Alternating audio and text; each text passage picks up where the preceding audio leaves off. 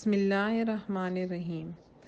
آج حرف را کے مخرج کے متعلق میں آپ کو بتاؤں گی اور مختصر سی جو ضروری صفات ہیں ان کا بیان کروں گی۔ حرف را کا مخرج اوپر والے اگلے دو دانتوں کے پیچھے تالو سے زبان لگے گی، زبان کا اگلا حصہ۔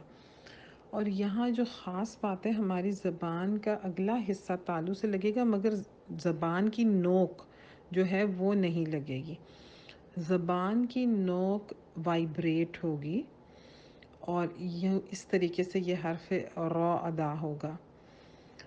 را را، یہ جو ایک وائبریشن آپ سن رہے ہیں یہ اس کے صفات کا حصہ ہے اور اسے تقریر کہتے ہیں، ریپیٹیشن۔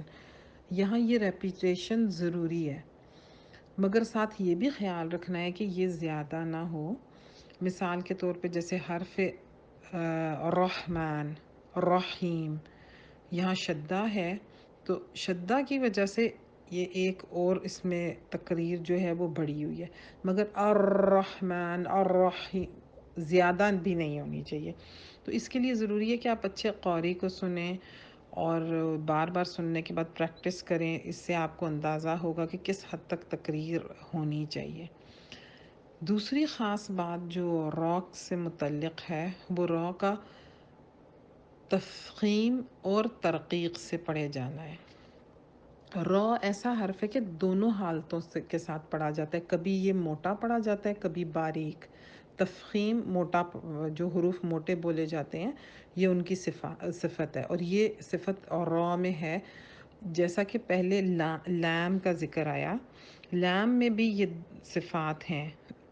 اس کو سمجھنے کے لیے کب میں نے تفخیم سے پڑھنا یعنی موٹا اور کب باریک ترقیق سے پڑھیں، اصول یہ ہے کہ را اگر فتح کے ساتھ ہے تو موٹا بولے گا، اگر کسرہ یعنی زیر کے ساتھ ہے تو باریک بولے گا۔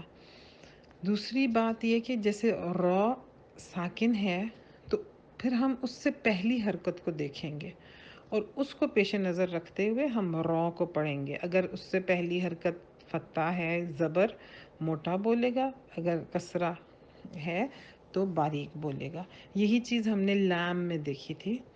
یہ ایک سملیرٹی ہے لام اور را میں کہ اگر ہم جب حرف لفظ بول رہے تھے اللہ، تو اگر اللہ سے پہلے فتح ہے اللہ، لام جلالہ بن جاتا ہے، موٹا بولتا ہے، اور اگر اس سے پہلے زیر ہے تو یہی لام باریک بولا جاتا ہے ترقیق سے، ملہ، بسم اللہ بسم اللہ نہیں کہتے ہم، بسم اللہ الرحمن الرحیم، اعوذ باللہ من الشیطان الرجیم، اعوذ باللہ، بے کے نیچے زیر ہے، باریک بولے گا۔